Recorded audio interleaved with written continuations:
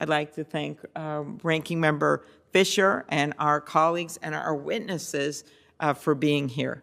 The Rules Committee has a tradition of working together in a bipartisan way, and Senator Fisher and I have been continuing that tradition, including introducing a bill based on the top legislative recommendation of all 6 members of the Federal Election Commission. And today we are holding this important hearing on the work of state and local officials who run elections and ensure that voters have access to the ballot.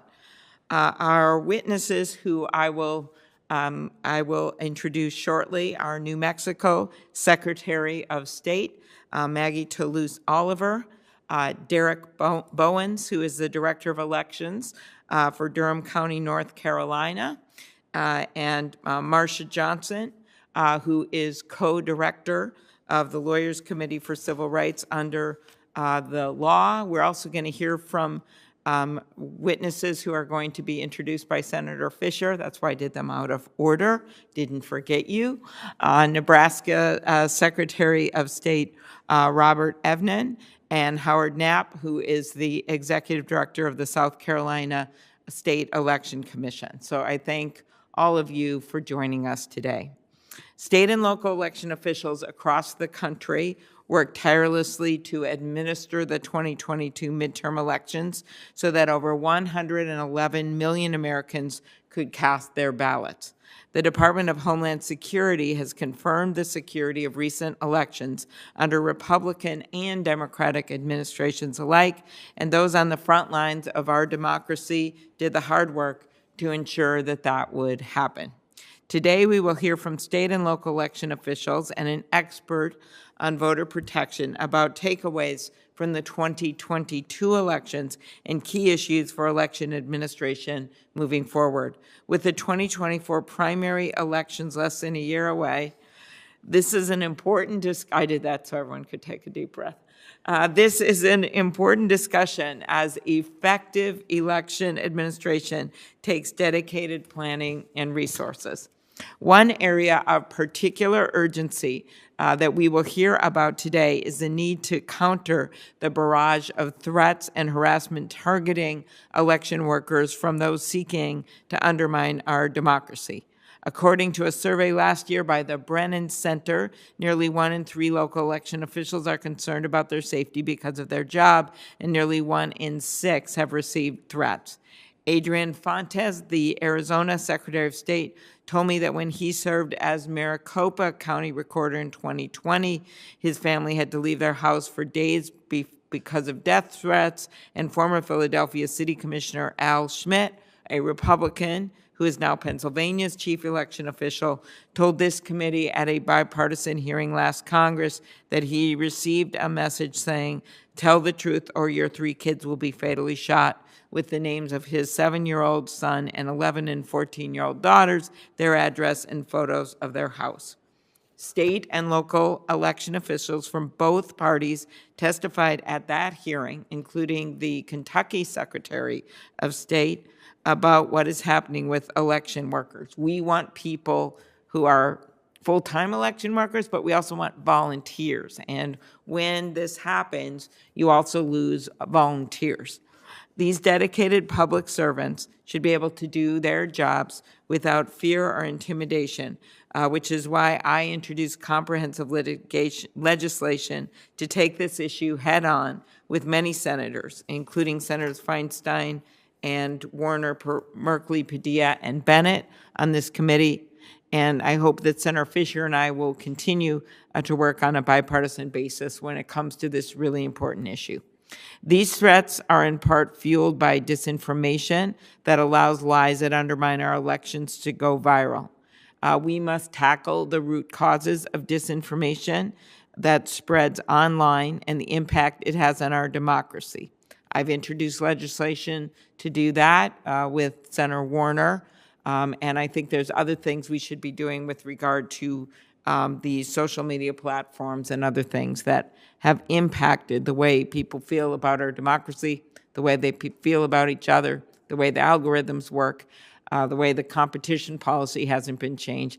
I could go on and on, but I'm going to stick to the matter at hand.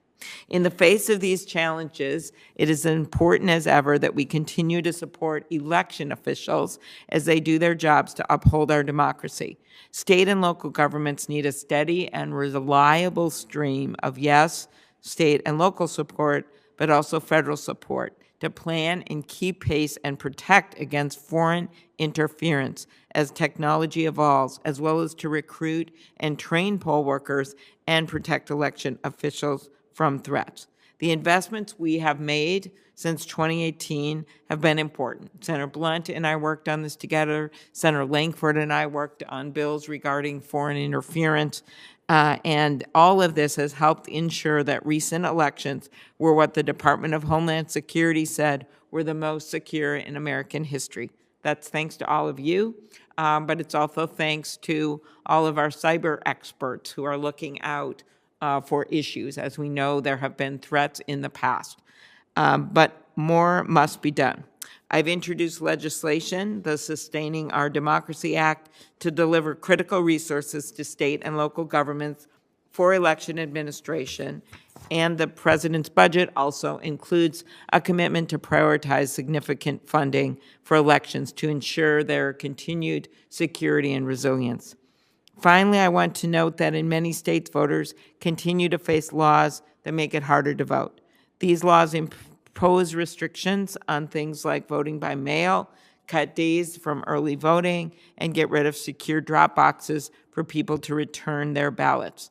That is why many leaders support basic federal standards to make sure all Americans can cast their ballots in the way that works best for them, regardless of what zip code they live in.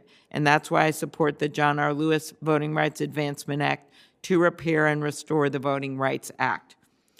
I note that the majority of the Senate supports the Freedom to Vote Act, and while it is a Democratic bill, a number of Republicans have spoken in support of certain reforms in the bill, including one Republican witness we had in this very room who testified in support of these measures, who was a former Federal Election Commission chairman.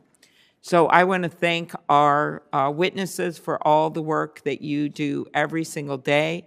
I'm so proud of our local election officials. I'm proud of the fact that Minnesota always ranks #1, if not, or at least near the top. I say just a challenge to our Secretary of State for voter turnout.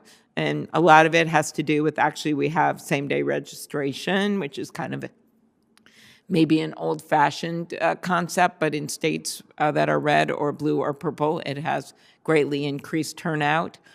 We have good rules when it comes to mail-in balloting and early voting and the like. And we have had both Democratic and Republican governors and one very famous independent, that would be Governor Jesse Ventura, all with these laws in place. I think for me, what it does is it makes people feel like they participate. And when they come up to you and say, I didn't vote for you, but I like what you did on this, at least they voted, and at least they care about our democracy is what I always think, and maybe I'll convince them next time. But I think having that kind of ease of voting is a big deal, and faith in our democracy, and makes people feel like they're part of the franchise, which is should be our focus as elected representatives. And with that, I turn it over to my friend Deb Fischer.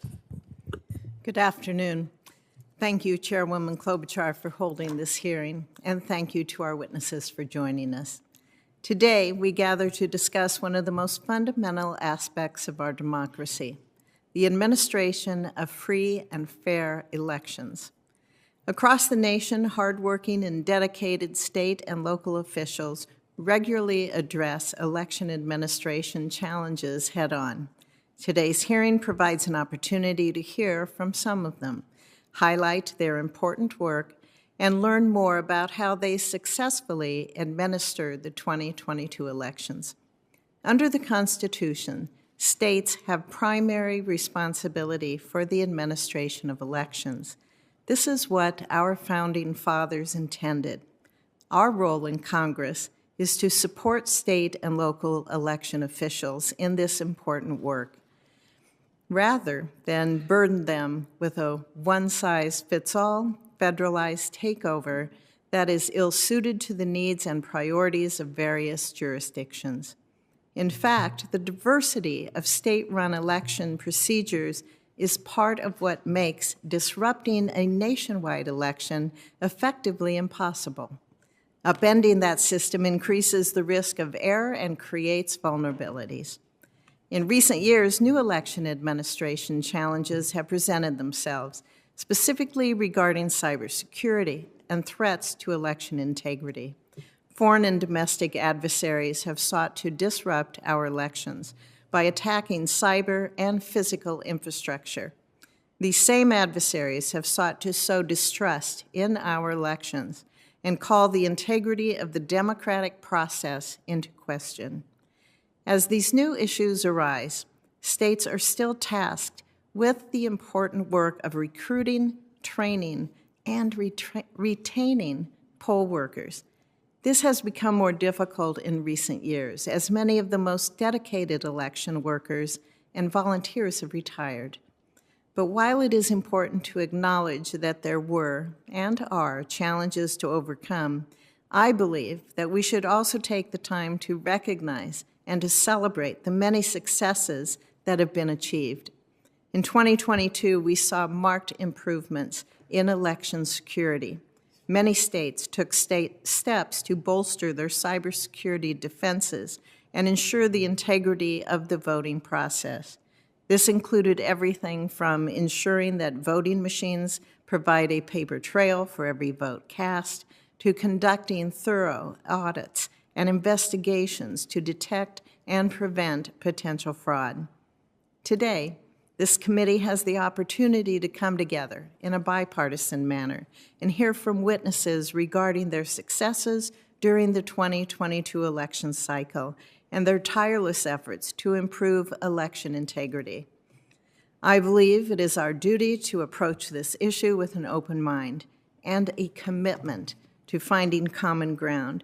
We may not always agree on the specifics of how our elections should be run, but I am confident that by working together in good faith, we can ensure that every eligible citizen can exercise his or her right to vote, and that every eligible vote is counted timely and accurately. I am heartened by the progress states have made in recent years, and it is my sincere hope that we can work together to strengthen our election systems and foster public trust in the democratic process.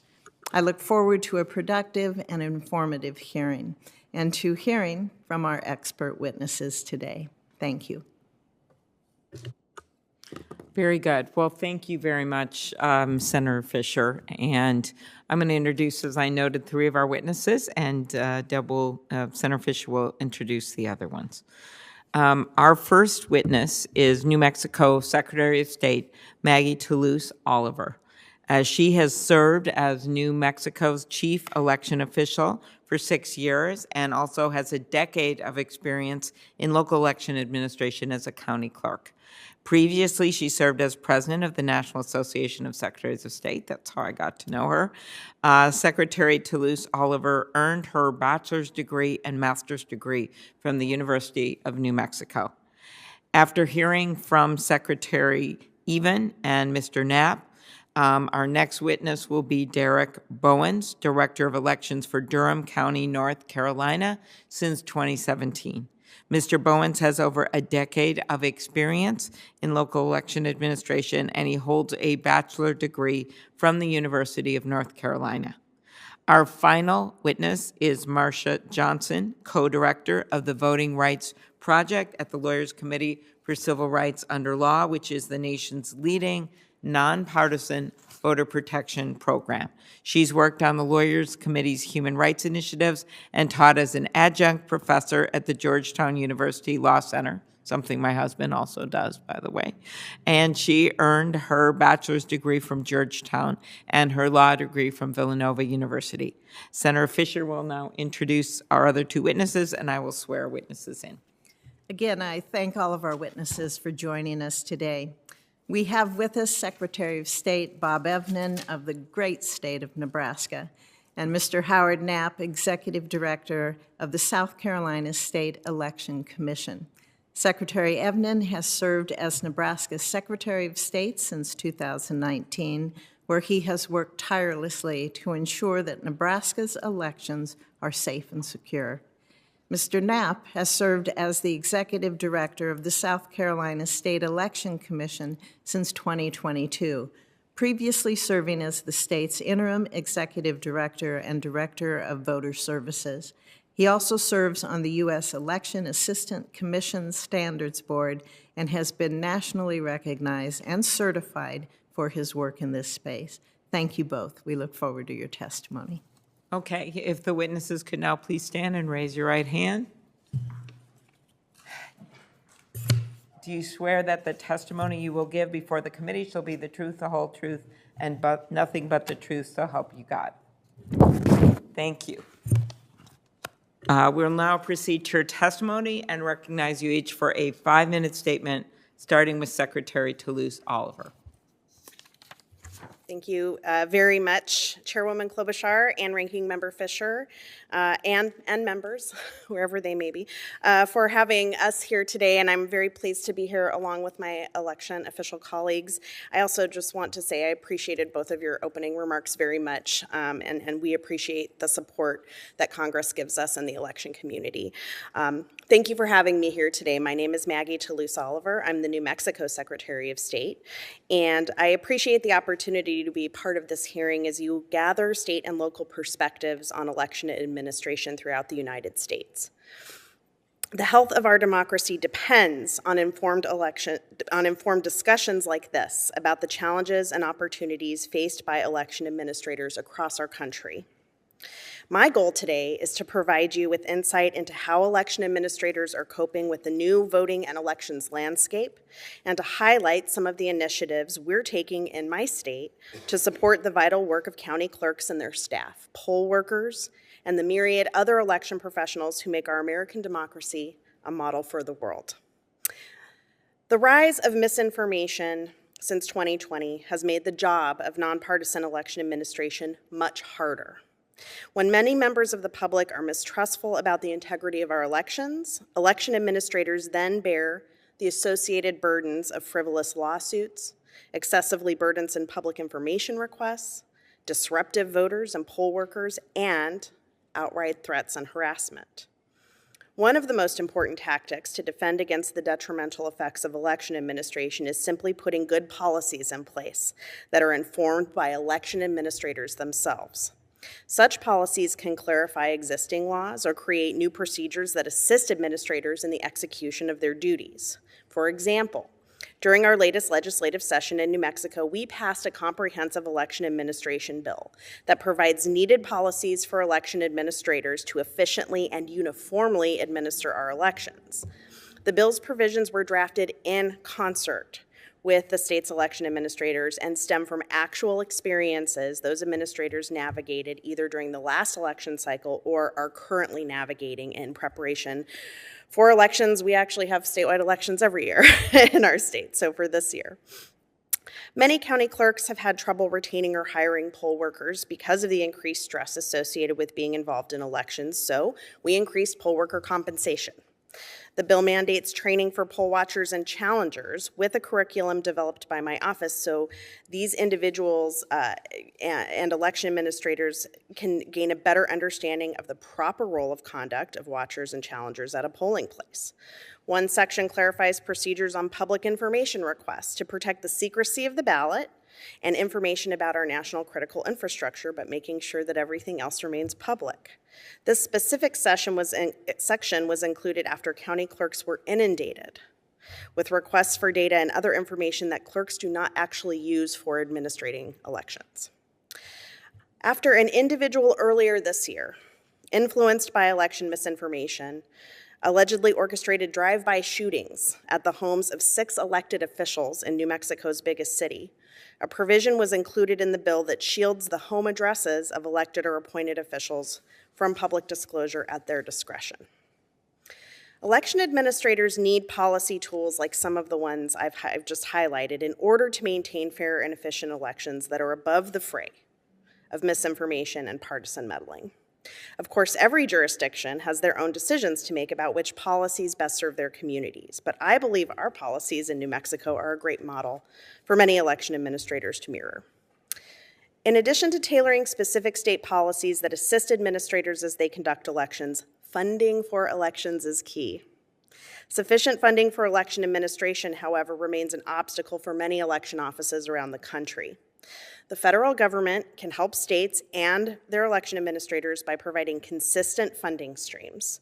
These funds can be used to assist us in fulfilling our duties under federal law, supplement costs associated with new trainings and/or physical security upgrades, or strengthen cybersecurity defenses.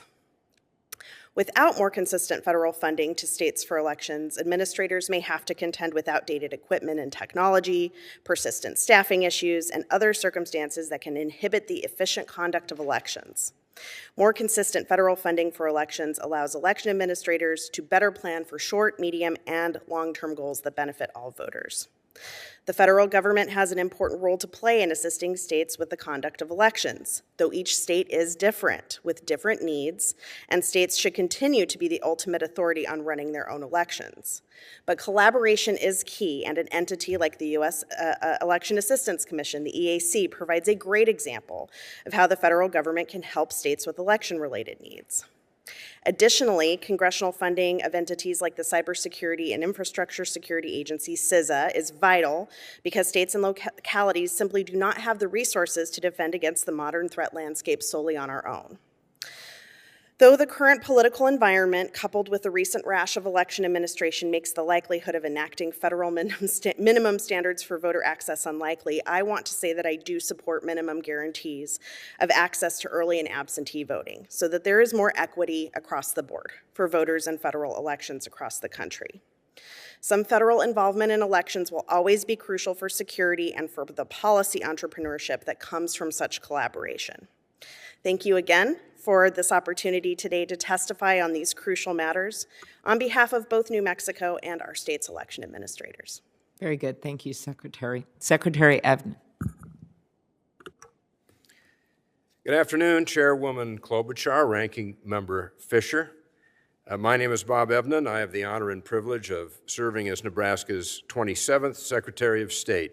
This afternoon, I'd like to talk about takeaways, some nuts and bolts from Nebraska's 2022 elections, and I'd like to discuss Nebraska's newly adopted state constitutional voter ID requirement and security issues, including cybersecurity.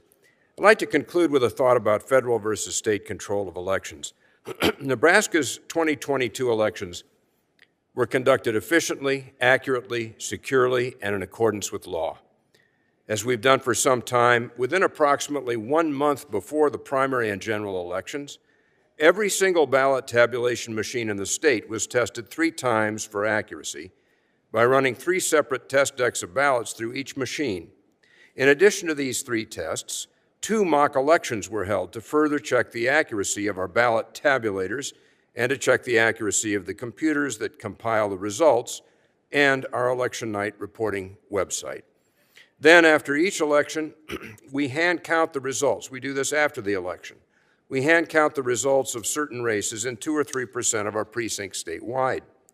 After the 2022 general election, we expanded this audit to include 10% of our precincts statewide. We checked at least 1 precinct in each of our 93 counties. In all, our counties hand counted 48,292 ballots. The counting was conducted by election boards in those counties, composed of representatives of both major national parties. In total, out of the more than 48,000 ballots hand-counted, discrepancies were noted on 11 ballots. That's a discrepancy rate of 23 thousandths of 1%. Of the 11 ballots where there were discrepancies, 5 were ballots that were marked too lightly for the machine to read the ballot, and the other 6 were ballots that were misfiled or misplaced. We did another check after the election. We found that 682,745 voters across the state were shown on the voter rolls as having cast a ballot. Those are kept by our county election officials. We compared that with the number of ballots that were tabulated. There was a net variance of 29 ballots. That is a variance rate of 4 thousandths of 1%. To the best of my knowledge, none of the variance was attributable to machine error. So in Nebraska, in my view, our election officials across the state did an exemplary job of conducting an accurate and secure election. And I would like to take this opportunity this afternoon to express my thanks and gratitude to our friends and neighbors across the state of Nebraska who are the election officials who conducted an outstanding election for our citizens in 2022. Now, in that election in November 2022, Nebraska voters overwhelmingly enacted an amendment to our state constitution requiring the presentation of a photo ID before casting a ballot. I've supported voter ID for many years. Our state legislature is now working on legislation to implement this new voter ID requirement. My office estimates that between 97 and 98% of registered voters in our state already have state-issued photo IDs. I am confident that effective legislation will be passed that will carry out Nebraska's new voter ID constitutional requirement without disenfranchising any legitimate voter. I'm working closely with the legislature to ensure that we have an effective voter ID requirement that's consistent with the rights of voters. In terms of the elections process itself, in my view, one of the greatest challenges to election security grows out of the increasing availability of early voting. The challenges that come with early voting include the opportunity to pressure or intimidate voters and the possibility of vote-buying efforts. The potential for this sort of fraud is intensifying as these early voting methods become more ubiquitous. In my view, we ought to focus our attention on these matters. Turning briefly to cybersecurity, the Elections Division of the Nebraska Secretary of State's office was awarded the 2019 Election Innovation Award from the National Association of State Elections Directors. We received this award for our program of collaboration between our office, our voter registration database vendor, the Department of Homeland Security, and EI-ISAC, which was referenced by Secretary Toulouse Oliver. Through this collaboration organized by our office, we were able to place an Albert networking monitor on the server of our elections vendor to detect intrusion on our voter registration system. And finally, permit me to observe that under the U.S. Constitution, elections have been left to the sound discretion of the state legislatures. And speaking from my perspective as the Secretary of State of Nebraska, the states ought to remain responsible for the conduct of elections. Issues affecting the conduct of elections can be and ought to be resolved by the state legislatures. Thank you, Senators, for your time and attention this afternoon. Very good. Thank you very much. Next up, Mr. Knapp. Chairwoman Klobuchar, Ranking Member Fisher, and members of the committee, I am honored to be here today to present the South Carolina perspective on election administration. Elections play a vital role in a free and fair society and are the cornerstone of our republic. There is an important link between the trust in our election process and the confidence our citizens place in all government functions. This is why South Carolina has been keeping our elections accurate, secure, and accessible, and that's one of our state's top priorities. In January 2021, I was appointed Executive Director of the South Carolina State Election Commission. The commission is a 5-member bipartisan committee appointed by the governor to oversee election operations. Since my appointment and subsequent confirmation by the South Carolina Senate, I have focused on improving and protecting the security and resilience of our state's election infrastructure while implementing the reforms needed to move South Carolina forward. We have long been a national leader in elections. South Carolina was the first state to have a statewide voter registration system and the first to make our voter registration application available on the internet. Last year, we built upon that tradition with the implementation of Act 150 of 2022, which was passed unanimously by the South Carolina General Assembly. This legislation established no excuse early voting 2 weeks prior to an election, amended absentee ballot processes, and increased election crime penalties. Any registered South Carolina voter can now visit early voting locations and vote like they would at their polling place on Election Day, replacing the need for in-person absentee voting.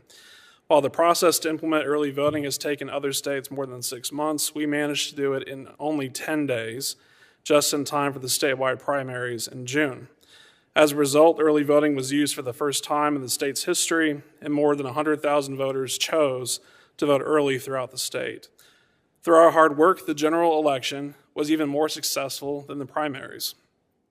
Over half of all registered voters voted, and almost half of all votes cast were cast before the general election, either via early voting or absentee. We credit this remarkable turnout during early voting and on Election Day to a robust education campaign that informed the public of the new election laws and changes through frequent statewide messaging to reach every eligible voter. In a statewide survey conducted after the passage of Act 150, 85% of South Carolina voters indicated they felt confident in the accuracy of South Carolina elections, compared with only 66% in those carried out nationally. 97% of South Carolina voters felt registering to vote was easy, and 93% felt their local polling place was organized and well run. The success of implementing Act 150 is even more astounding when considering we were simultaneously implementing state and local redistricting plans. In addition to implementing Act 150 and redistricting, the Commission and county offices also had to carry out their regular duties ahead of, during, and after the election. This process starts with accurately maintaining our list of registered voters. When a person registers to vote, the person remains registered until they are disqualified or pass away. Additionally, confirmation cards requesting voters to confirm the registration status are mailed to voters who have not voted or updated their information in the last 2 general election cycles. Notices are sent to voters when they are made inactive, giving voters a second chance to let us know if the removal was an error. This process not only removes disqualified voters, but also protects qualified voters from wrongful removal. If there's any question about a voter's qualifications to vote, the voter can always cast a provisional ballot. To keep our elections secure, we've developed an unprecedented partnership of state, federal, and private cybersecurity, law enforcement, and intelligence entities. Together, we protect the security of our elections and investigate misconduct. After election night and before the certification of state and federal elections, South Carolina requires hand count audits to be conducted in every county. We also conduct independent results verification audits, which digitally retabulate every ballot cast in an election to ensure every vote was counted as intended by the voter. Recently, I established the agency's first audit division. This division is tasked with conducting county compliance audits in addition to overseeing the aforementioned post-election audits.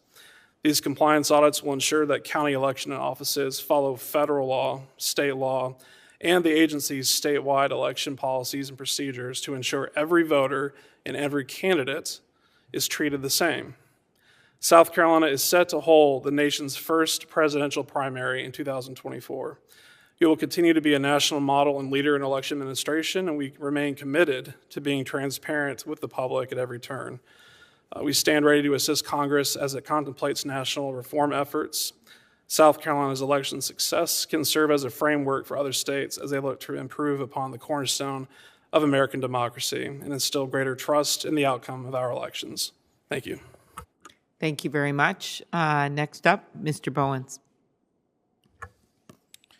Thank you, Chairwoman Klobuchar, Ranking Member Fisher, and distinguished members of the Committee on Rules and Administration of the United States Senate. I am honored to appear before you to talk about the administration of elections in Durham County, North Carolina, both in general and during the 2022 midterm elections. I currently serve as the Nonpartisan Elections Director for Durham County, North Carolina.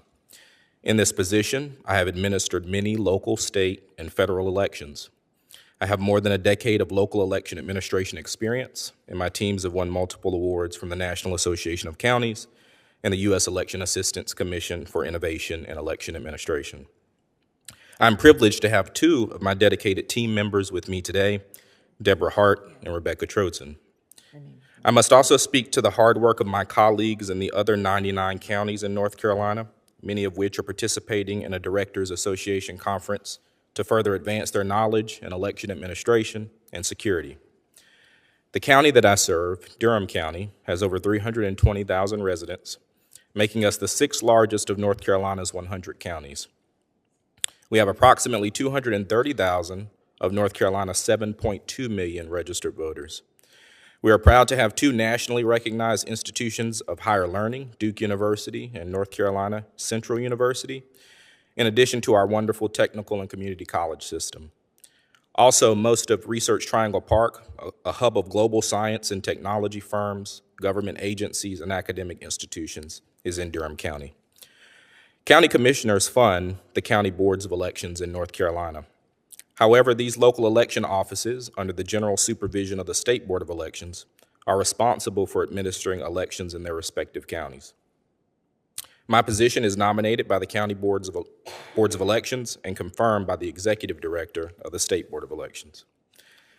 Election administration in Durham County is administered in a manner that promotes free, fair, transparent, and secure elections. There are several processes and checks and balances which work together throughout the election cycle that result in trustworthy elections. In my testimony today, I want to stress that I am a nonpartisan public servant who believes strongly in the promise of democracy and in the preservation of the core tenets of our democratic republic.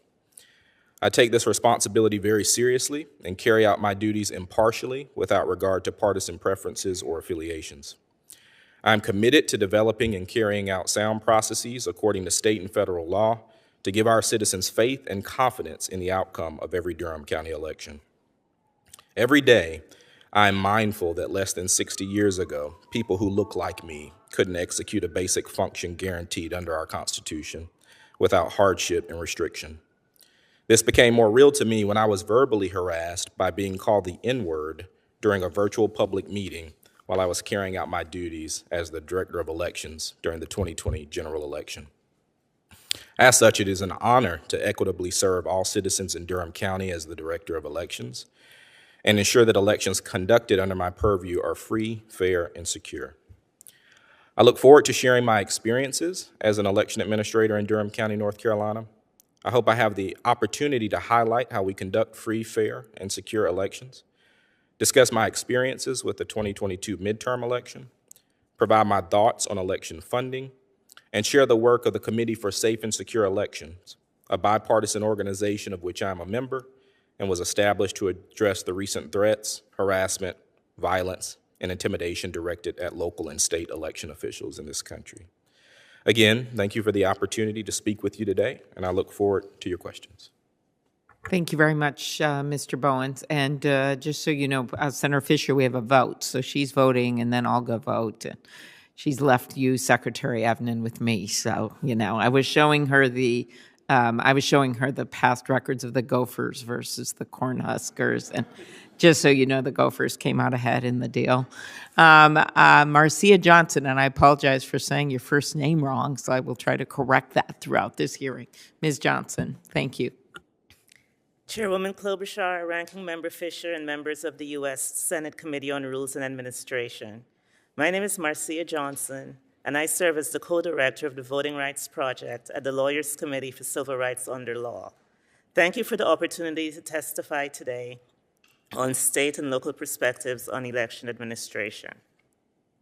The Lawyers Committee was founded in 1963 at President John F. Kennedy's request. We use legal advocacy to achieve racial justice and make the promises of our democracy real for Black people and other people of color. As part of this vital work, we convened the Election Protection Coalition, which is made up of nearly 400 national, state, and local partners. We also administer the 866-hour Vote Election Protection Hotline, which provides comprehensive nonpartisan assistance at all stages of the voting process to any American who needs it. I've been with the Lawyers Committee for 19 years, since 2004, when I worked on the first election protection program during a presidential election. In recent years, I've seen significant changes in the ways that Americans vote. For example, in 2018, nearly 50% of the calls to the 866-hour Vote Hotline were placed on Election Day. Yet in 2022, only around 20% of the calls we received during the election period were placed on Election Day. The timing of these calls reflect the trend of more voters choosing to vote before Election Day, either by mail or early in person. Election officials and administrators should be aware of these trends so that their jurisdictions have the resources to ensure access to the vote throughout the entire voting cycle. The types of calls to Election Protection Hotline include reports of intimidation and/or aggressive electioneering, problems with polling place access or ballots, problems with voter ID and registration, problems with mail-in and absentee ballots, and questions or informational requests. One of the disturbing trends we saw in 2022 was voter intimidation around ballot drop boxes. In Arizona, a federal judge had to stop a coordinated group of men from openly carrying firearms and wearing body armor and masks to hide their faces while following, yelling at, and recording voters at ballot drop boxes. One voter wrote into the Arizona Secretary of State's office saying, "I have never been more intimidated in my life trying to vote, and I'm very worried for my safety." This disturbing and fairly new trend proves two things.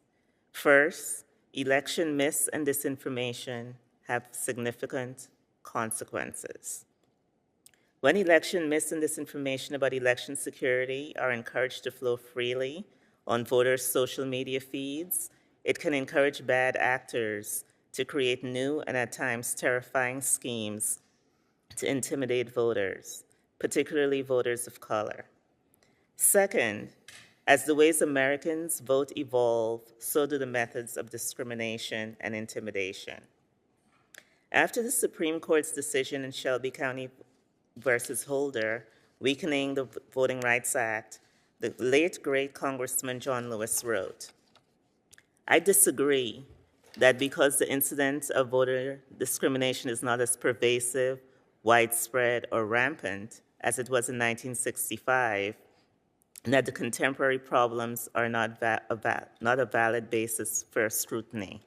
In a democracy, one act of voter discrimination should be too much." Following the record turnout in the 2020 presidential election, something that all Americans, no matter their political affiliation, should applaud, too many states have passed laws that unduly restrict the very voting methods that contributed to that record turnout.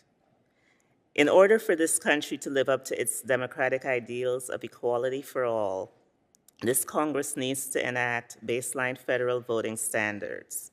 Congressional action is necessary to prevent the backsliding of voting rights for many Americans, especially Black voters and voters of color.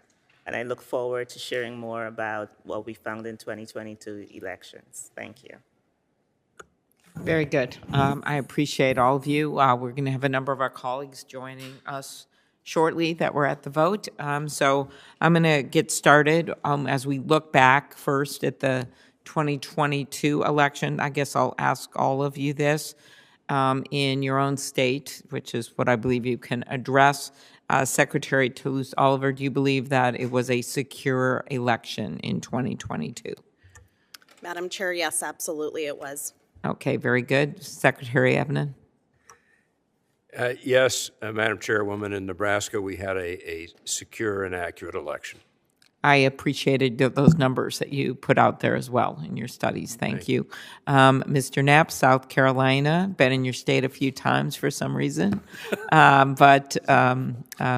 Please let me know if you believe it was a secure election.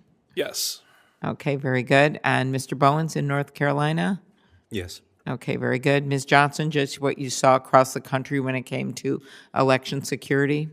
Yes. Okay, very good. Thank you. And maybe I'll start with you, Secretary Toulouse Oliver. What major issues did you see election officials in your state facing in 2022? And then get a little dig deeper on some of the things you identified. You said you listened to everyone and then came up with ideas for change. I know Secretary Simon in Minnesota, as I know, we've had a very good history of elections in our state in terms of turnout, but he still found things he could do to improve things and has introduced legislation and the like. But why don't you talk about, and already passed some things, what you see as what went well, what you wanted to improve out of 2022. Thank you, Madam Chair. And I think, I don't think I'd be remiss on speaking on behalf of all of my colleagues here when I say that, when it comes to election administration, there is literally always room for improvement, no matter how successful an election we conduct, no matter how robust the participation, how well the policies and procedures were implemented. There's always room to make it better, and that is actually one of the beautiful things about the work that we do, especially as our society and our democracy evolve over time, looking at ways to improve the process, make it more secure and more accessible is really important. So in my state, a couple of the challenges that we really sought to address in this most recent legislative session in our state, in particular, what really is effectively the weaponization of public records requests. So as several of the witnesses here today mentioned, mis and disinformation has generated a lot of threatening and harassing activity.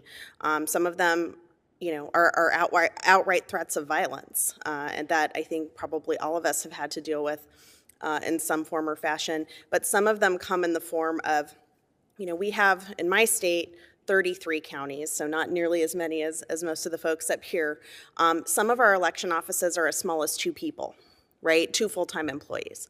And so when they're being bombarded with literally hundreds of requests for thousands of documents, many of which are not actually relevant to the conduct of elections or to kind of, getting to the place where the interested party wants to go, that's really challenging. So we look to try to make sure, how do we maintain documents, access to public documents, but let's make sure we're protecting the privacy of the voter or our critical national infrastructure, things like that. As well, last but not least, I'll just mention that we did pass increased penalties for threats of violence and harassment toward election officials in particular. That's a piece of legislation that I think is going to really help us moving forward with not only the sense of safety and security of our election administrators, but also in terms of that challenging issue that we're seeing with regard to hiring, retaining, and training our poll officials.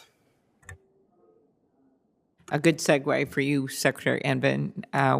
With your experience, could you talk about retaining election workforce as, you have officials choosing to retire or leave? There are issues I know you surveyed, and I mentioned the Brennan Center in some states more than others, where people are concerned about their safety because of threats, or they don't want to be on the front line like that.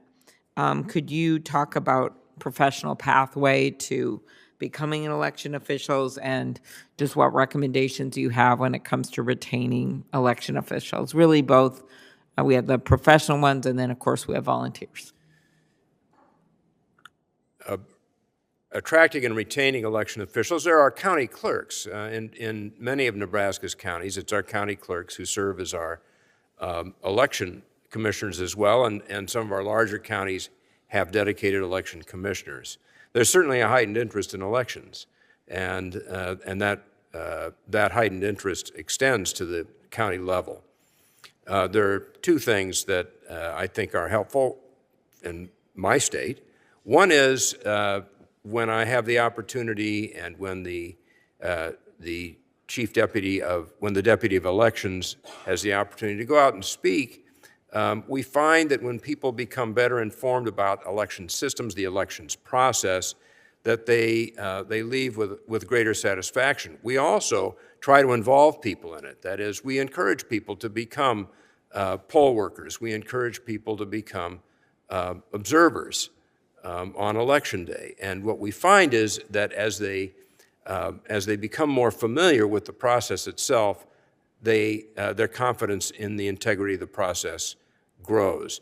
And the other observation I'd make in response to your question, Senator, is that we had very good elections in Nebraska, and I'm bragging on my state, Senator, but I'm not bragging on myself, because it's the people in those 93 counties who made that happen. And so I think it's very important, and I did so in my remarks, I think it's very important that we recognize their work and that we express appreciation and gratitude to them for it. And so that is something that I have been doing and that others have been doing as well, that I believe is helpful to encourage our election officials. Exactly. I think that kind of, some of that is defending them, I would say, if there's, attacks from people who are misinformed. Some of it is just lifting them up for what they're doing, because it's such an important part of our democracy. They're truly the front lines when people go and vote. When you were in your absence, Senator Fisher, I did bring up the Gophers Cornhuskers record. I wanted to have full disclosure. Okay, I once called her from a Gophers game when the Gophers beat Nebraska, which was a surprise, and I said I thought it was funny because I know how important. And she said it's not funny at all. I was still at the stadium. She said we could talk about it later. Okay, on that note, Mr. Knapp, if you want to talk a little bit just about, I raised this issue of, I know I've worked with Senator Graham of your state on disclosures on election bills. We did together on election ads that came about because of some of the foreign purchases of ads during one election. We've worked on social media platforms and how we police this. And I know this wasn't in your testimony. I was just thinking of Senator Graham's willingness to work on some of these issues. Could you talk a bit about how you deal with that and I don't want to get into the political realm about it. I'm just talking about making sure that your citizens are informed about what's going on with elections when they are bombarded with things that sometimes aren't true, even for the administration of elections and how and when they vote. Mr. Knapp. That's a fantastic question because it gives me opportunity. As Secretary Evnen said, one of the weapons we have is to combat the misinformation with true information about what's going on with elections. So shortly after the 2020 election, my agency published, is on our website, basically South Carolina elections A to Z. And it talks about everything about how we keep the voter list as accurate as possible, how our voting machines work, how we do audits. And this is it was written so it could be understandable to just about anybody. And this is from us. And we also just this year started publishing an annual report to our General Assembly. I mean, that's the audience, but it's for anybody. And it just talks about what have we done this last year as an agency to administer elections in our state. So the reality is there is a segment of the population that's not going to believe anything we say, no matter what we say. And that's not who I'm speaking to. I'm speaking to the other 90% of the population that all they hear is the screaming and the misinformation. And, I get it. Questioning government is an American pastime and has been since the beginning. But at some point, Americans have to decide, do you believe the election officials or not? And so this is our best shot at trying to be as transparent as possible. And that's really something I've tried to hit home during my tenure is transparency. Mm-hmm. Okay, thank you. Yep. I really want to ask Mr. Bowens, Ms. Johnson questions. I'm going to do that on my second round here because my colleagues are waiting. Before I go vote and turn this over briefly to Senator Fisher, I'd like to ask unanimous consent to enter the following documents into the record: a new report by two nonpartisan groups, Issue 1 and the Alliance for Securing Democracy at the German Marshall Fund, with 13 recommendations to improve election administration, including the reforms in the Election Worker Protection Act that I mentioned that I've introduced, a letter from the Southern Poverty Law Center Action Fund, and statements for the record from a bipartisan pair of county clerks about the challenges they face when running elections. Justin Robach, the Clerk and Register of Deeds for Ottawa County, Michigan, who's a Republican, and Brianna Lennon, County Clerk for Boone County, Missouri, who's a Democrat. Without objection, these documents will be entered into the record. So entered. Senator Fisher. Thank you, Chairwoman Klobuchar. Again, thank you to our witnesses. I have a question to address to Secretary Toulouse-Oliver, Secretary Evnen, and Mr. Knapp. In recent years, election officials nationwide have faced an increasing number of cybersecurity threats from sophisticated and also very malicious actors. Specifically, during the 2022 election cycle, both Illinois and Mississippi experienced cyber attacks on their public election websites, which provide voters with that important information, such as precinct locations. While these attacks did not compromise voting systems themselves, this issue remains a serious and ongoing challenge. So if you could tell me, have your respective jurisdictions experienced cybersecurity incidents or threats, and what have your offices done that ensure that your state's voting systems and your elections are secure? Secretary Toulouse-Oliver, please. Thank you very much, Ranking Member, for the question. So I think it's unfortunately safe to say that to one degree or another, every election jurisdiction in the country, certainly every statewide jurisdiction has received or has been the target of attacks or potential attacks. We know that there is constant, scanning of sites, attempts, phishing attempts.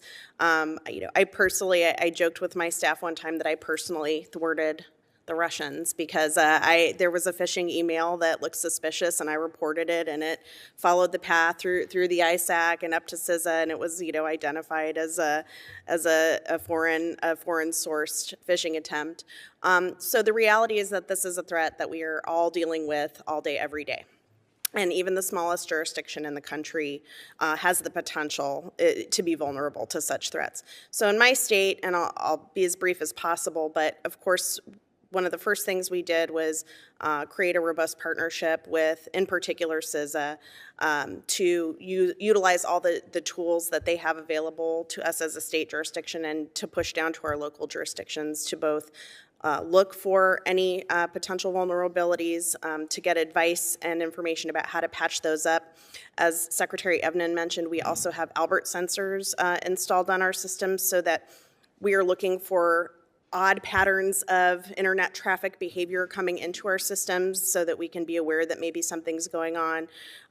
We have created a very robust cybersecurity and really generally an election security program in my office that we recently took from just being a program initiative that I created to now being required by New Mexico state law. Moving forward, that there's always going to be such a program in my office. And the point is really to take the resources and tools that we receive from the federal government and from our private partners and be able to make sure that those are all available downward to every local election jurisdiction across the state. Thank you. Secretary Evnen. Thank you, Senator. We're fortunate in Nebraska that we haven't had any cybersecurity incidents in Nebraska. Nebraska was the first state to place an Albert monitor. This is a detection intrusion monitor system on the servers of a private vendor for our statewide voter registration system. And that, by the way, has now been replicated in 7 other states. In terms of our ballot tabulation machines, the computers that compile the results, these are air-gapped. They are not connected to the internet and for any purpose at any time. We've also placed additional Albert monitors in strategic locations throughout our state. And since 2018, all of our state's vendors that are part of our elections infrastructure have and continue to work with the Department of Homeland Security, in particular the Offices of Cyber Hygiene and Physical Security for best practices. And those aren't offices, those are principles and profiles, cyber hygiene and physical security best practices. All 93 counties in our state are members of the Elections Infrastructure Information Sharing and Analysis Center. This is EIISAC. All 93 counties are members, and that is also a very valuable resource to keep up with the latest threats and the best practices.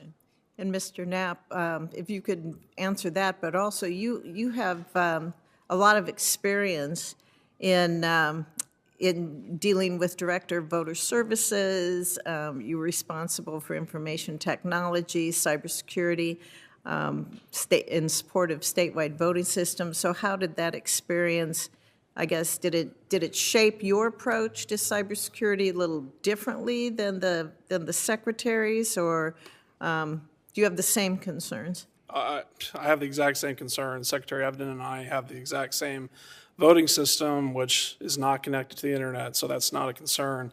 But I will say South Carolina, the state, my agency, has not been a victim of a cyber incident, luckily. We have all the resources we could ever need with Homeland Security, CISA, ISAC, the FBI, our state law enforcement, our Department of Administration, which houses our networks. We have Albert sensors. We have everything possible to protect our statewide election system, which we house. I'd say the biggest vulnerability in South Carolina is probably our locals. Although the state of South Carolina, I'm sure, is inundated every second with attacks from adversaries. The biggest victims in my state of cybersecurity attacks are small municipalities, municipal utilities, and we are what's called a top-down state in that I supervise the county election offices, but counties are still autonomous. So if they don't want to accept help or spend their own resources on cybersecurity, they don't have to. But that being said, county election officials that have access to our statewide election system, they all undergo cybersecurity training. We do phishing campaigns in my office to ensure everybody is trained on that as well. So we do lots of training. I can say that my agency, at the state level, has every resource I can think of, but I do worry about my smaller counties and municipalities. Okay, thank you. I almost called you Secretary Padilla. Well, and I know why. As a former Secretary of State for the great state of California, now serving in the Senate, I'm thrilled to welcome state and local elections officials to testify before us today.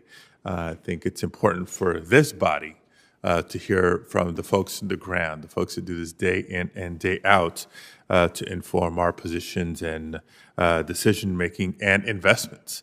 And it's truer now than ever before because we know the impact that the big lie has had through the sowing of disinformation throughout about our elections in the minds of a lot of the American people. And it's not with abstract consequences, just very real consequences. Even in the state of California, where Shasta County has chosen to stop using their Dominion voting system, and I should underscore, a state-tested and certified voting system, putting itself in a position with no system or plan in place with elections less than a year away, because it's not about next November, it's about the primaries in 2024. So there's real dangers here to all of this. I know Chairwoman Klobuchar mentioned earlier her concern about election workers and the threats that they're under on an increasing basis. Again, a consequence of the big lie. When 1 in 6 election workers sharing that they've faced threats and harassment since the 2020 election, resulting in 1 in 3 election workers leaving their positions, it's not just a matter of capacity that's being lost as a result, but the tremendous talent and experience that's lost, while threats and challenges to our elections are only on the increase. My first question is for Secretary Toulouse Oliver. Good to see you again. Can you just share what your experience in New Mexico has been in this regard? Aside from stats, any tangible examples of the threats, the harassment from your office to the locals, and the loss of election workers and what that means? Thank you very much, Madam Chair and Senator from my native state of California. It's very good to see you again. And I did already allude to a little bit of this in some earlier comments, so forgive me for repeating myself a little bit. But so I think the challenges are twofold in terms of the the demands and the challenges in retaining, and I really want to emphasize that, because our poll, particularly down at the local level, our poll workers, the ones who come year in and year out, who have that breadth of experience and knowledge, but also our local election officials, right? In my state, county clerks, their staff, right? Having folks who know and understand the election process, who are educated, efficient, good at their jobs, keeping those professionals in place is really important. And so when they experience harassment and threats, and we do lose, and we have in my state, just as we've seen across the country, we have lost a lot of these experienced folks as a result of this. It is a challenge. So I think that the challenge is twofold. I think first and foremost, there's sort of the obvious, threats of violence and just outright harassment. I mean, I've heard reports from poll officials who say they were, followed home, folks who are kind of lingering outside of a polling place and waiting for them to close down and kind of, following them home to see where they live, ostensibly to, I don't know, see if they brought a ballot with them or something like that from a polling place.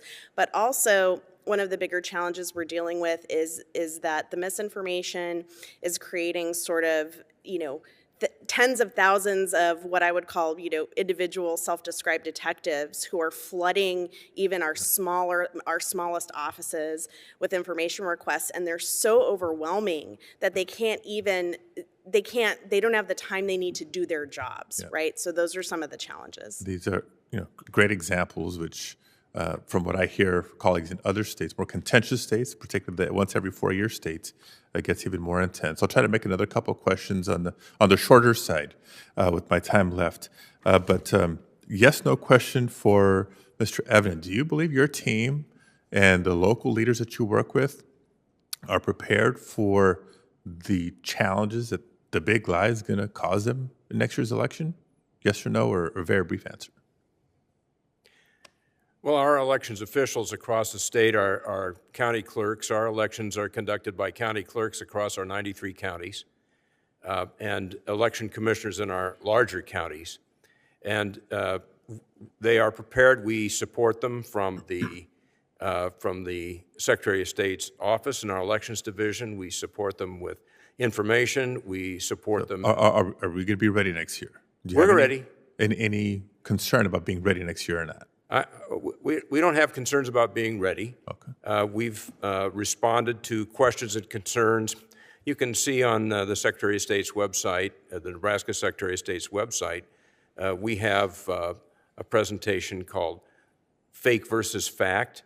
And in that, we've responded to a number of the concerns that have been raised. We lay out what we've found to be the case, and we let the voters decide for themselves what they think.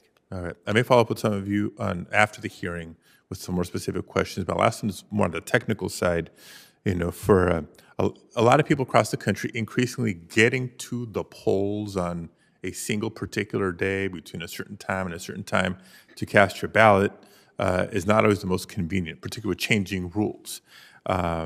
We know that primarily in the West, from Utah, Colorado, Oregon, California as well, we've expanded greatly the option of voting by mail, which has proven to be very safe, very secure, in addition to be very convenient. Question for Mr. Bowens. Do you think we would benefit from a basic federal standard that would allow all voters that are eligible to vote, we're talking about eligible voters here, to be able to exercise a vote by mail option? So thank you, Senator. So I can speak to Durham County, North Carolina, and what works there.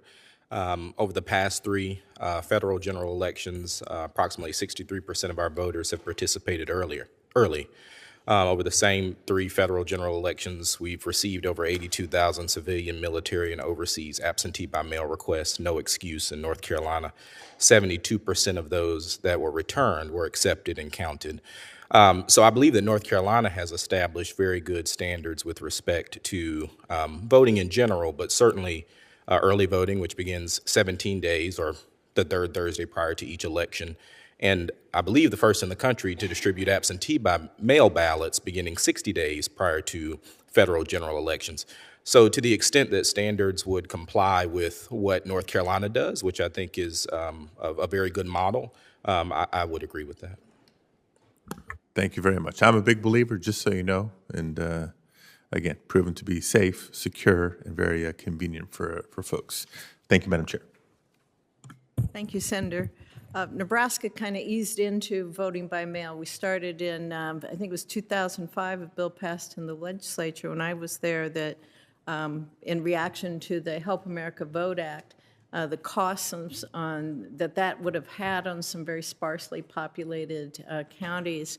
So a bill was passed to allow those counties to vote by mail. And as Mr. Bowen said, the state was able then to work it out and set standards that worked for the state. And so we enjoy voting by mail in And I Nebraska as well. definitely appreciate that. Every state's a little different. Every local jurisdiction is a little bit different. So I'm not a fan of vote by mail exclusively, but as an option, because the general trend that we've seen is when voting by mail is an option, more people exercise that, fewer people show up in person. So then the cost of implementing vote by mail is actually a lot less than the cost of maintaining polling places and staff and equipment for days when fewer and fewer voters are showing up. You still maintain an in-person option. Right. But that right balance of the two is the most efficient. Yeah, and I think that's important that, as Mr. Bowen said, states are able to figure out how to make that work. Thank you. Thank Okay. you. It's fun to come into a discussion between my colleagues. I know. There's so few of us here. We're able to do that. Exactly. And we're pleased to see two new members of the committee here, Senator Britt, and then we'll go to Senator Bennett. Senator Britt. Thank you, Madam Chairman and Ranking Member. I'm excited to be at my first hearing today. I actually want to follow up on the line of questioning from my colleague here across the aisle.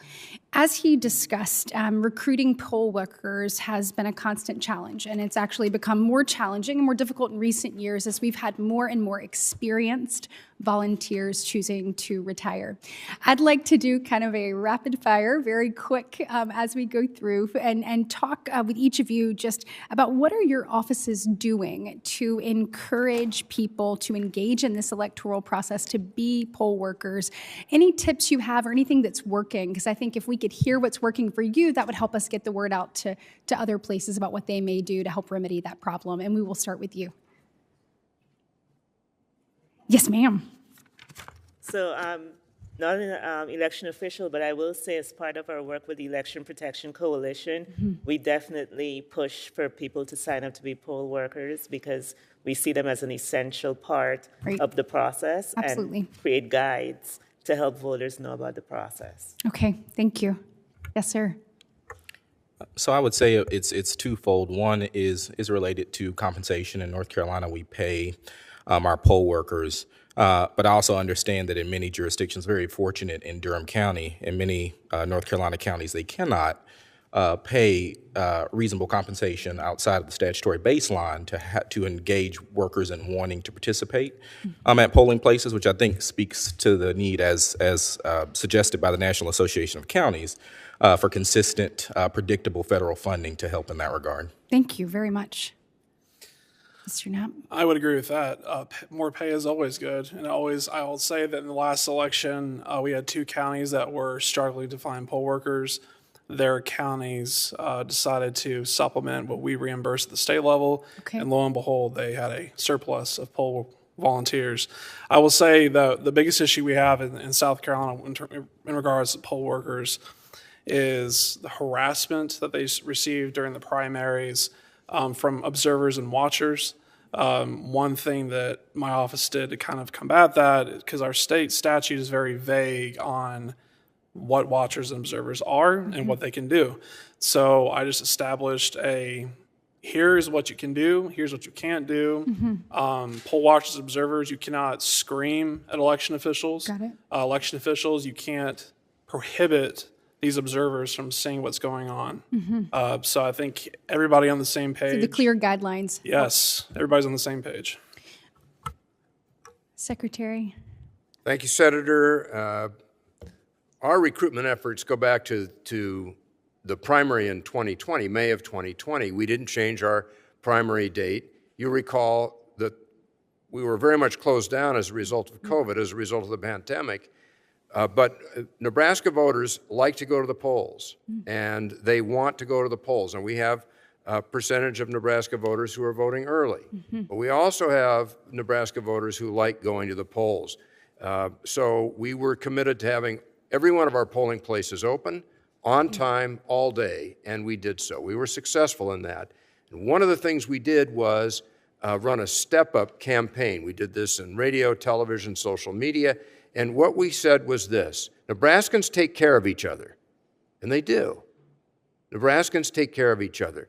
There are older poll workers who are concerned about serving as poll workers in the midst of the pandemic. It's time for the next generation of poll workers to stand up, to step forward, and they did, Senator, Nice. they did. Nice. So this was a difficult challenge, which turns out to have been a generational opportunity for us. Yes. And now, today, I encourage people who have concerns about our election processes to go serve as poll workers. Right. Go be a poll worker. Take a look at what's going on and see what We you need think more for good people to yourself. step up and do it. the- And I am almost out of time. I am so sorry. Okay, I'm sorry. And just quickly, because I have one question I want to get We're in. not now. that strict here on the Okay, Rules great. Committee, even though we're called the Rules Committee. I so really you can go. appreciate that, Senator Klobuchar. Thank you. Thank you, Senator. I'll echo all the comments that have been made. This is a truly bipartisan issue. I will just dovetail on Senator Evnan's campaign point. In my state, Secretary, sorry, all the S titles. In my state and many other states, we actually allow 16 and 17-year-olds to serve as poll officials even before they're ready to be actual voters. Okay. So that they're getting in on the process Getting the younger early. generation involved. And we are seing a lot of success with that as And well. taking pride in the process. I love it. Well, we've got to get more people engaged and be able to, the generation that is retiring, we have to have new people step up. So thank you for those ideas. Quickly, if I may, just a question actually for Secretary Evnan. Am I saying that correctly? Excellent.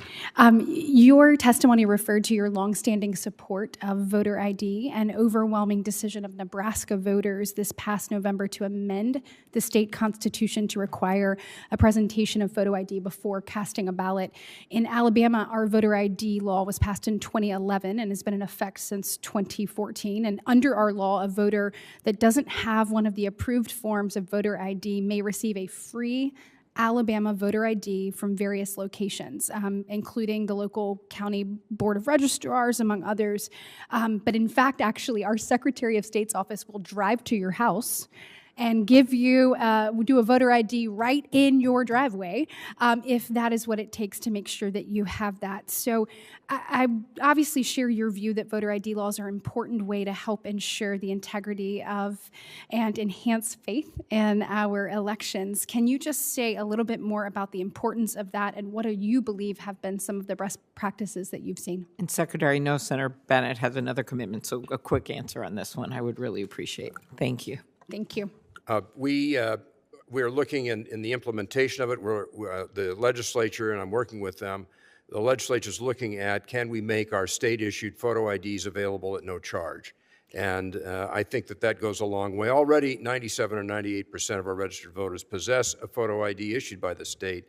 We're committed to make sure everybody gets that everyone has an opportunity. Thank you so much, Mr. Secretary. Thank you all for being here. Thank you. Thank you very much. Senator Bennett, Madam Chair, you are well aware of our competition over the years for who has the highest voter turnout. I'm going to talk about that today. And Senator Britt, it's a pleasure to be here with you today.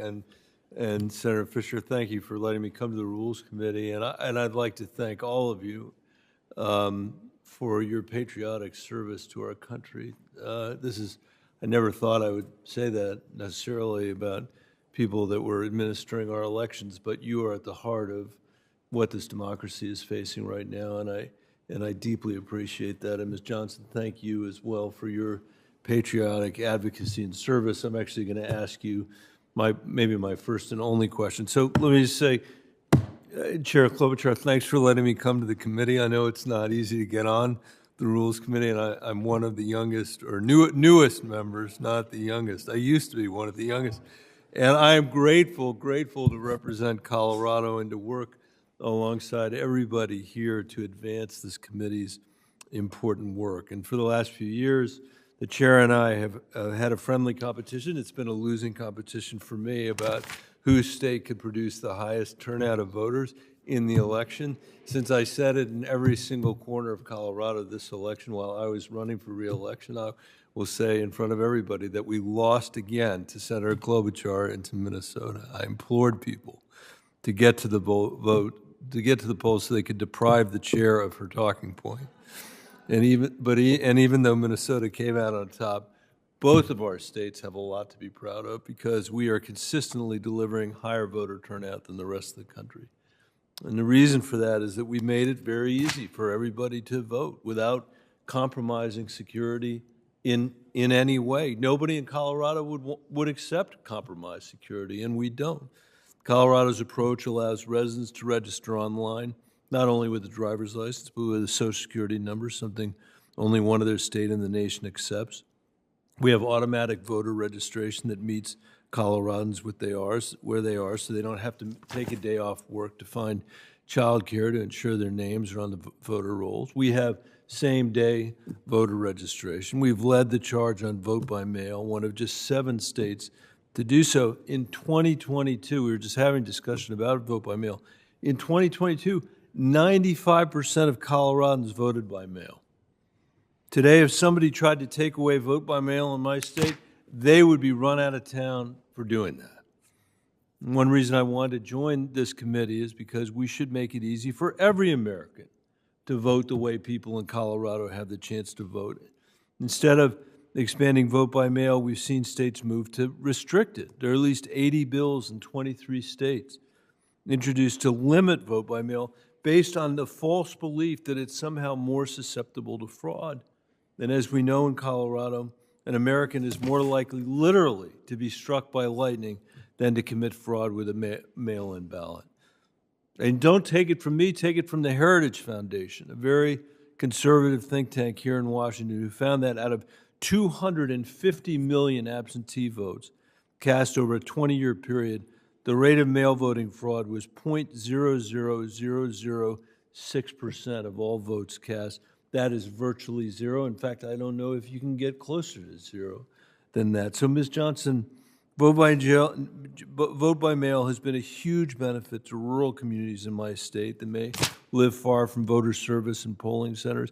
How do you think efforts to restrict vote by mail affect voter turnout, in particular for communities that might already have difficulty making it to the polls?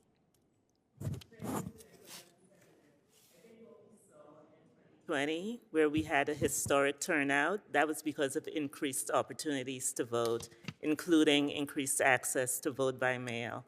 And we saw particularly voters of color taking advantage of that opportunity to vote by mail. And I really hope that more states would be in competition with Colorado and Minnesota about who would have the highest turnout, because vote by mail really contributes to that. And when we see efforts in states that are making it harder for voters to vote by mail, it's making it harder for voters to have a voice because they're taking away that opportunity that voters had. And when they have that opportunity, they turn out. So it's really important to have a standard of vote by mail as an option so that we can make sure that we have high turnout across the country and not some states having opportunity and others not. You know, one other thing I would just mention to the chair and the ranking member before I wrap up is that the other benefit to vote by mail in our state is we have ballot initiatives, you know, and people have to read those ballot initiatives. And it took me probably 45 minutes to fill out my ballot. The last time I voted, it took 2 seconds to actually cast the vote, but it gave us the chance to be able to reflect on stuff, look stuff up, think about things, and that's another aspect of it that I think if we gave it up, all it would mean is massive lines of less informed people at the polls. And anyway, I commend it to everybody, and thanks again for letting me be on the committee, Madam Chair. I appreciate the time. Okay, very, very good. Well, we're excited to have you join us. I wanted to ask you, Mr. Bowens and Ms. Johnson, because I didn't get to it, just some remaining questions here. I think Senator Cruz is going to be joining us, so I'll do a bit of a Senate filibuster here. But I also wanted to ask you questions. So I wanted to ask about that disinformation, misinformation, and how you think that affects things. I'm thinking back, I talked to Mr. Knapp a little bit about it. You know, thinking back to the worst of it when Senator Graham and I did the bill. Actually, it was originally Senator McCain and I, and then Senator Graham took over the bill, the Honest Ads Act, that came out of incidences in 2016 when we found out some ads were paid for by rubles. We had situations where we had some African-American voters that were targeted in certain areas, and I think it was Illinois and some other places, with election information that said, why come in to vote? You can text your vote, which of course wasn't correct at 8345567. I mean, we actually had stuff on the internet that had been sent to these voters. Could you talk about that? What's been done recently to make some improvements in your state? And Ms. Johnson, you certainly have a national perspective on that. Mr. Bowens. Thank you, Chairwoman. So we've had similar incidents in our county over time where individuals have received text messages with disinformation, whether it be in regard to polling place location or how to vote. Our response in regards to dis and misinformation has really been focused at a statewide level. Our state has implemented several campaigns to educate various members of our community and the state as a whole on what's factual. And a part of that campaign is really focused on trust election officials, trust what they have to say, go to your local county board of elections. And we found that pushing out that model has really helped get the correct information out there and kind of quell issues when they arise with disinformation. Okay, Ms. Johnson. Yes, Senator, we actually had a litigation targeting those who had a scheme to have robocalls to voters telling them that they could vote by text, and very successfully litigated that claim, and including having a fine from the FCC. And the reason we became aware of this was from a call to the 866-our-VOTE election protection hotline, because one of the things that mis and disinformation feeds on is when voters aren't as informed about the election process, they can fall really susceptible to those efforts. And I've been here doing election protection long enough when it was a flyer in the neighborhoods, and now it's on social media and really harder to detect. So having a resource like the hotline helps us to identify when this is happening and to be able to address it. I will also note that there was discussion about the challenges on local election officials when they have to confront mis and disinformation. We saw in 2022 where tens of thousands of voters were challenged, and their voter registration was challenged and sent to election officials in Georgia right before the election that had to be processed based on mis and disinformation. So it has an impact not just on the voter and their confidence, but also puts, as you've heard, an outside pressure on election officials and their ability to administer elections as well. Okay, very, very good. Thank you. Next up, Senator Cruz. You should know I filibustered some, Senator Cruz, so that you would get here for our committee hearing. I appreciate it very All much, right. and having Thank served with you for a long time, I know that you are quite capable of a wonderful filibuster. Thank you. I am sure we heard the virtues of the great state of Minnesota. Yes, and our highest voter turnout, which is higher than Texas. And the only thing you have on us is a bigger state fair, but that's only because you're open for 30 days. We actually have the bigger state fair, but continue on, Senator Cruz. I might disagree, but I'll pick a different forum for that discussion. Good afternoon. Welcome to everyone. Every American wants election processes that they can trust and that are neutrally applied. When secretaries of state or even state Supreme Courts contravene their own laws in order to skew election rules towards preferred political outcomes, this undermines the public faith in the democratic process. One such area for this is voter ID. According to Forbes, 81% of Americans support voter ID, including 62% of Democrats. Voter ID, I believe, should be a basic minimum requirement for a free and fair election. And yet, voter ID right now is opposed on a partisan basis by virtually every Democrat in Congress and by a great many Democrat secretaries of state. Secretary Oliver, you have been vocal on this topic. You told the Albuquerque Journal, quote, "I support policies that ensure the integrity of our elections. New Mexico requires voters to provide personal identifier information when voting in person, with increased ID requirements for absentee voting. Photo voter ID laws, however, can make it harder for some communities to vote. I don't support this policy." According to the numbers I just cited from Forbes, 81% of Americans and 62% of Democrats support photo ID for voting. Why is it that the policy you embrace is different from the policy that a majority of New Mexicans want to see? Thank you for the question, Senator.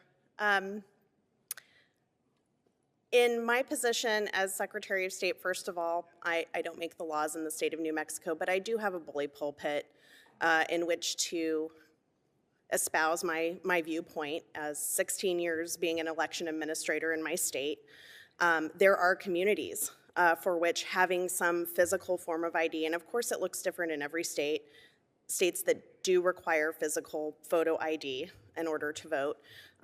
In some states, there's a wide variety of such photos that can be used. In some, it's much more limited. Obviously, states that have a wide variety of voter IDs available, that's, I think, personally a better policy. But in my state, there are communities where even getting a tribal, for example, we have a lot of tribal voters in my state. 12% of my state is Native American. Many tribal IDs do not contain a photo. They're not necessarily issued in the same way that we understand photo ID to be issued. Madam Secretary, with respect, states can address that, and many states, like the state of Texas, provide for a zero-cost photo ID for voting. I will say the polling also shows over 60% of African Americans support photo ID. I will say the argument that minorities can't get photo ID, I think is condescending. I'm Hispanic. I know how to get a driver's license. I have heard from many in minority communities that getting a photo ID is not an onerous requirement. And I'll point out that your website indicates, quote, "A physical form of identification is only required for first-time New Mexico voters who registered by mail and did not include identification with their voter registration application form. Otherwise," the website continues, "the only identification needed to vote is, quote, a verbal or written statement of identification including a name, year of birth, and registered address." So you don't even require a date of birth, just a birth year. So in about 30 seconds, you can attain enough information about someone to allow you to steal their vote. Madam Secretary, do you know the name Harris Hartz? Senator, that name is vaguely familiar to me. Well, I don't remember. Harris Hartz is a judge, a federal judge on the 10th Circuit who sits in Albuquerque. And in 2017, Judge Hartz went to vote. And he was barred from voting when the Albuquerque City Clerk's record showed that somebody else had already voted under his name. This is a federal judge in New Mexico, but you just needed his name and year of birth, which was pretty easy to find. He ended up ultimately having to vote. He was initially denied the right to vote. Ultimately, he was given the ability to vote on a provisional vote. Before voting, he presented his driver's license to the voting center staff. And after an investigation of the fraudulent ballot, Judge Hartz said, quote, "the signature was nowhere near mine, and it didn't even look like Harris Hartz."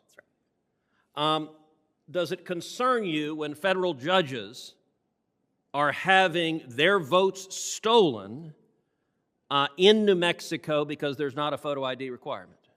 Senator, I remember this issue now. This was a mistake made by a poll worker. That's what happened. And that mistakes can be made by poll workers even when a physical ID is shown. But what was the mistake?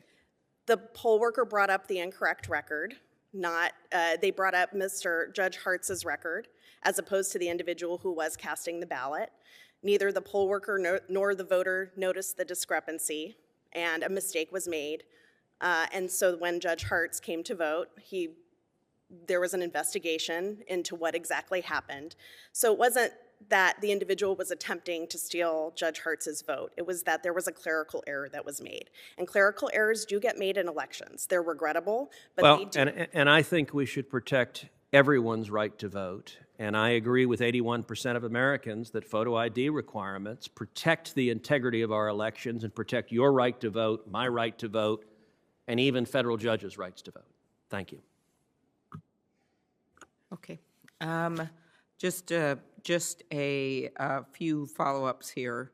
As someone that enforced our election laws as the county attorney for 8 years in the biggest county in Minnesota, and the Secretary of State's office would forward any questionable things to my office. And I actually had an investigator because I wanted to follow up on everyone, and we looked into every single one. And the vast majority of them, in fact, nearly all of them, were father and son that had the same name, but it came up on the records. I think we're now at a more advanced stage of our computer systems that those aren't being reported, but we would investigate each one. We had one couple that where the school board line went through their house, and this is a county of over 1 million people, and they decided to vote twice in a school board election, which was wrong, and so we had to deal with that. And then we had one guy who admitted that he had voted twice on the phone, and he was put on probation. These are hundreds of cases that we actually pursued and investigated. So that just led me in one county, anecdotal, of course, but it was my experience that this is very, very rare. And you want to answer that question, Ms. Toulouse Oliver, because I think that's what Senator Cruz was trying to get at, because we know there's, in my state, they vouch with, you can, if you're a voter who's doing same-day registration and you're new in the neighborhood, you can bring, not brand new, but you can bring a electric bill, gas bill with a neighbor who vouches for you, and there's things you can do. But that person is actually putting themselves on the line and vouching that you live there. And we just haven't had this rampant problem. And we've had many close elections, everyone knows that, including the Senate race with Senator Franken and Senator Coleman. So these ballots were very closely reviewed on national TV. And so Secretary Toulouse Oliver, do you want to talk about how rare voter impersonation is? And I note this stat from 2020 from the Brennan Center. Experts have found that voter impersonation fraud is so rare that an American is more likely to be struck by lightning than to commit voter impersonation fraud, simply because they're not going to risk the legal outcome of having what was in Minnesota, the county prosecutor's office investigate them. But please answer. Sure, that's right, Madam Chair. Voter fraud, especially in-person voter impersonation, is extremely rare. It's extremely rare in my state as it is everywhere else. The example that Senator Cruz just showed, you know, these things do happen from time to time. When I was the county clerk in Bernalillo County, a former Secretary of State went to vote, and the record had reflected that she'd already voted. And of course, she was deeply concerned about that. I was deeply concerned about that. We immediately conducted an investigation, and what we found was that during her administration as Secretary of State, she'd issued voter ID cards to every voter in the state through the mail, with her name at the top of them as Secretary of State. And a voter had come to present themselves to vote, and of course, because the former Secretary of State's name was so big on the top of the card, the poll worker said, "Oh, it's you. Let me flag your record," right? So it is very rare. Mm-hmm. I personally don't favor it for my state. To the extent that these things happen, 99% of the time, they are clerical or administrative errors. Mm-hmm. Okay. And just maybe ending here with you, Ms. Johnson.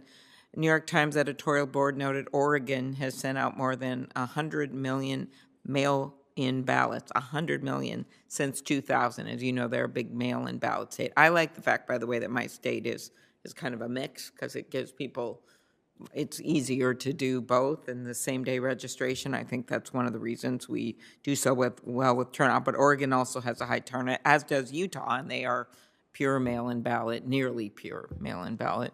Oregon has sent out more than 100 million mail-in ballots since 2000 and has documented only about a dozen cases of proven fraud. Rounded to the seventh decimal, that's 0.000001 of all votes cast. Does that surprise you at all? Not at all. I think what we saw in 2020, where we had 100 million people voting before Election Day and more people voting significantly before Election Day in 2022 as well, is that voters welcome the opportunity to vote by mail. And we've seen that it's a very secure form of voting. As you noted, the states who have vote by mail don't have any election security risk.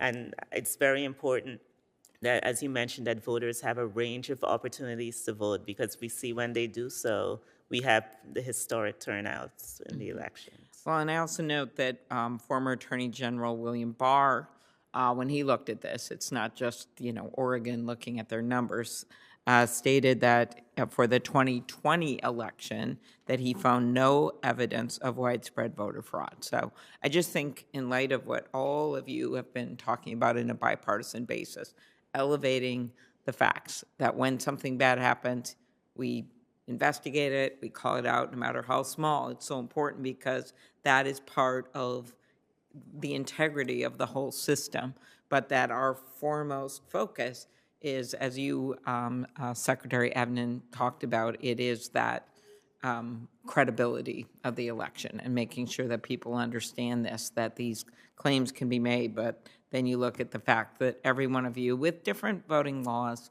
said that you were confident in the security of the elections in the last election. So I want to thank you. I don't know if you want to add anything, Senator Fisher. Thank you, Chairwoman, and thank you to our panel today. I appreciated all your comments and all your viewpoints, and I think it just reinforced how important it is that every state be able to set up and monitor their own elections, to be able to focus on things that work for them. We heard a variety of differences between the states here, and I thank you all for bringing those viewpoints forward to us, because we know that it is the poll workers under your guidance as the election officials in your areas that make this democracy work. So thank you very, very much. Well, thank you. And I just end by saying we heard some good things about 2022 instead of the secure and safe elections. And we also know that as we approach the next election, some states coming sooner than others, Mr. Knapp, as we approach the next election, we must continue to work together to address these challenges by ensuring state and local governments have consistent resources, and then, of course, federal help as well. And that comes in forms of protecting electing workers and also technology, and then, of course, making sure that voters can cast their ballot in whatever works best for them. So I look forward to continuing to work with my colleagues on this committee to provide election officials and voters across the country with the support they need. The hearing record will remain open for 1 week, and with no other senators waiting to answer questions, I know you want them to arrive at the last minute and ask more, but we are happy to announce this hearing is adjourned. Thank you all for attending.